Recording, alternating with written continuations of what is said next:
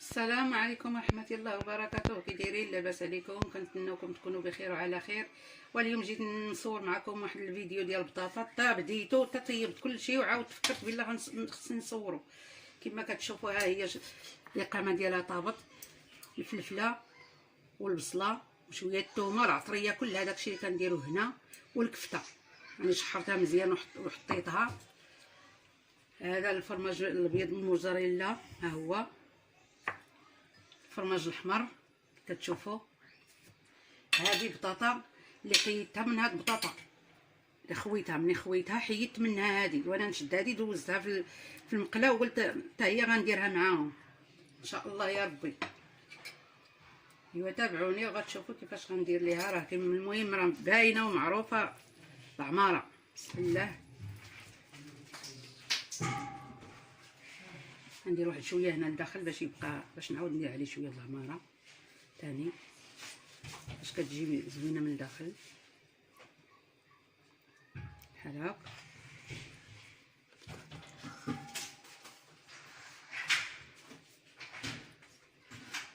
والبطاطا بخرتها في الكسكاس، منين نقيتها وكيما خويتها بحال هكا وانا نشدها في الكسكاس ودرتها تفورات في الكسكاس. انا ندير واحد شويه ديال البطاطا هذه اللي كيما وريتكم اللي قليتها، ها هي بحال هاك. نحط واحد شويه من الفوق،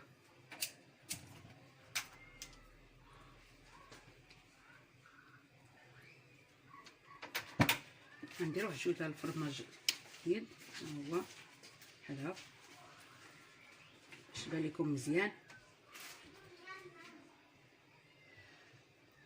نزيد الفرماج الاحمر حتى هو شويه،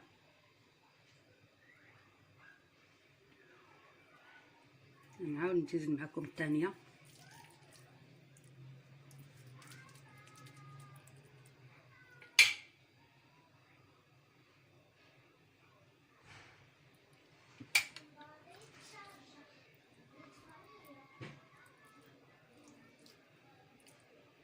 باش كتجي هكا مقاده عامره.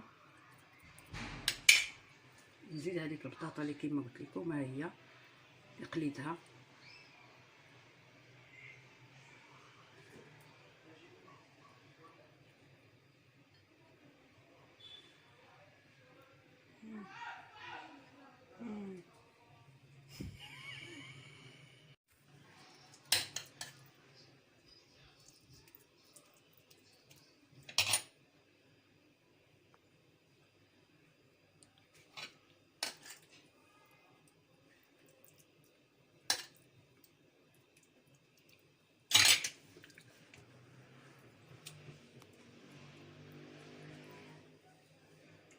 صافي دابا هاني. ايوا غادي نكملها ونرجع معكم ان شاء الله منين ندخلها للفران ونجبدها. كما كتشوفوا هما كملتهم، دابا غندخلهم للفران ان شاء الله، حيت انا درت كيلو ونص ديال البطاطا اللي دايره، راه قسمها هادشي الاخر في هاد اللاطه الاخرى. ها هي غندخلو دابا يطيب وغنوريه لكم ان شاء الله يا رب العالمين. وهو كما كتشوفوا الكيش ديالنا هو طاب. شتي كي كيجي داير. كنتمنى يعجبكم ان شاء الله يا رب العالمين، وجربوه راه زوين ولذيذ. واسمحوا لي راني كنزربت بزاف في الفيديو على حقيقه ما بغيتش نطول فيه. ان شاء الله يا ربي الله يلاقينا في شي ساعه مباركه يا رب العالمين. بسلامه.